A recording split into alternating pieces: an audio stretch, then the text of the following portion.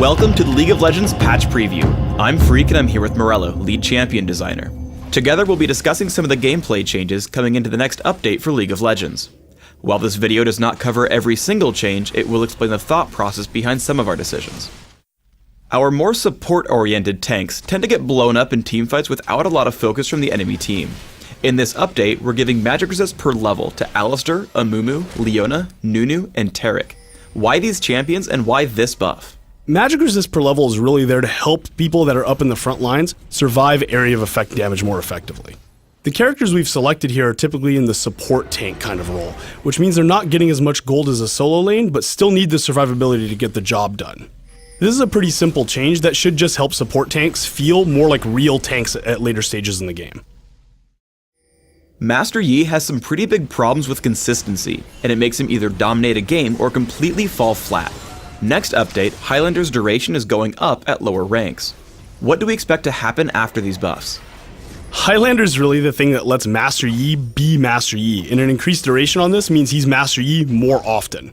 The duration increase on Highlander is really there to give Yi mid-game teamfight presence and better ganking power. This is really important for Yi as he's the kind of character who needs a ton of gold and he needs to have a decent early game to be effective later. Ryze has a few major issues. First, he's overpowered in high-level play as he deals way too much damage for how tanky he gets. Second, he has only one real item build without any room for variety.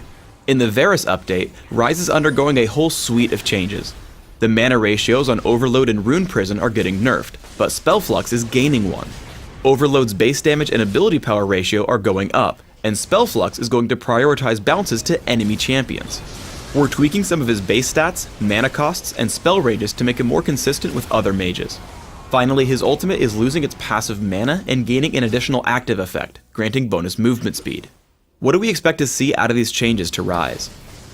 By lowering the mana to damage ratio on his spells and removing the passive mana from his ultimate, the tanky build is just going to do less damage. With him getting improved AP ratios and spell flux hitting champions more often, buying AP should be a much more attractive option if you want to do lots of damage.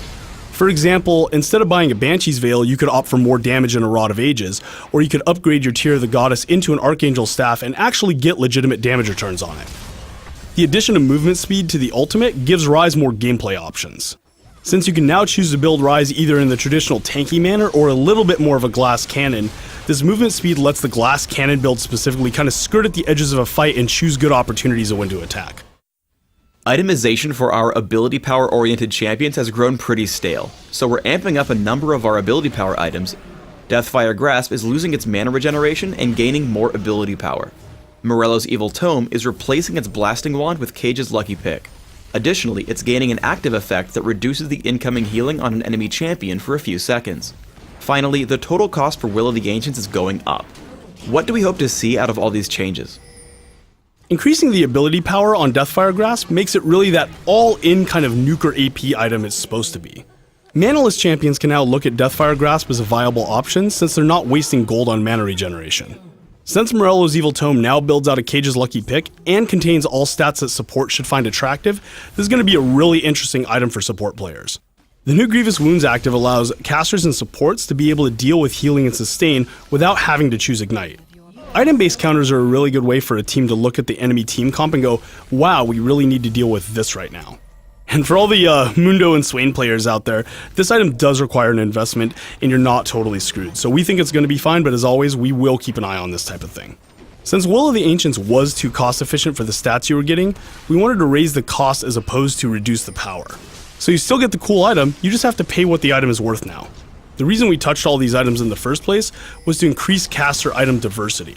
Most games you just saw a Death Cap or a Will of the Ancients on almost every AP caster, and this should open up a lot more options for how you want to customize your AP mage play. Thanks for tuning in to the League of Legends patch preview. Please subscribe to the Riot Games YouTube channel above and leave us your comments just below the video.